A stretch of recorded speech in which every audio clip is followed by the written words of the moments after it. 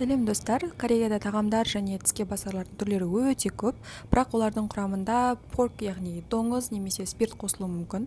Құрамына сенімді болу үшін сол тексеретін приложениемен бөліспекшімін. Ол тек мұсылмандарға ғана емес, вегандар мысалы ет жемейтін, сол сияқты денсаулығына көңіл бөлетін жандарға керек болады деп ойлаймын. Приложение Mufco деп аталады. Қолданылуы өте оңай. Скан деген жерін басып, керек продуктының штрих-кодына көрсетесіз, сол кезде ол құрамын көрсетеді. Мысал ретінде Hershey шоколадының құрамын көретін болсақ, қауіпсіз құрамы, өйткені summary деген жерде барлығы қара жазумен тұр. Порк жоқ, спирт жоқ, басқа еттер жоқ. Келесі ішінде ет жоқ деп ойлайтын картошка, яғни чипсыды қараймыз. Оның құрамын көретін болсақ, міне қызылмен белгіленіп тұр. Ол жерде басқа еттердің бар екенін көрсетеді. Енді мына жерде раменді қарайтын болсақ, ішінде спирт те бар, басқа еттер де бар, және доңыз етін шығаратын зданияда бірге шығарылады. Раменнің жасалуы тез болғандықтан оны барлығы қолданады, жиі қолданады.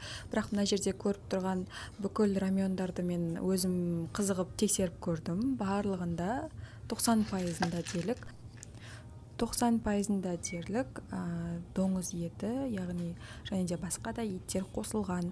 Сондықтан тағам алар кезде, егер қызық болатын болса, осы приложенияны орнатып тексеріп көрсеңіздер болады.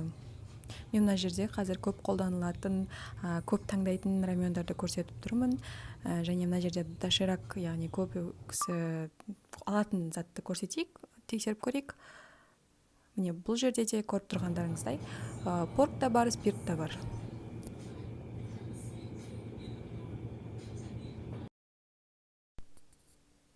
Ал егер сүт өнімдеріне келетін болсақ, олардың құрамы қауіпсіз.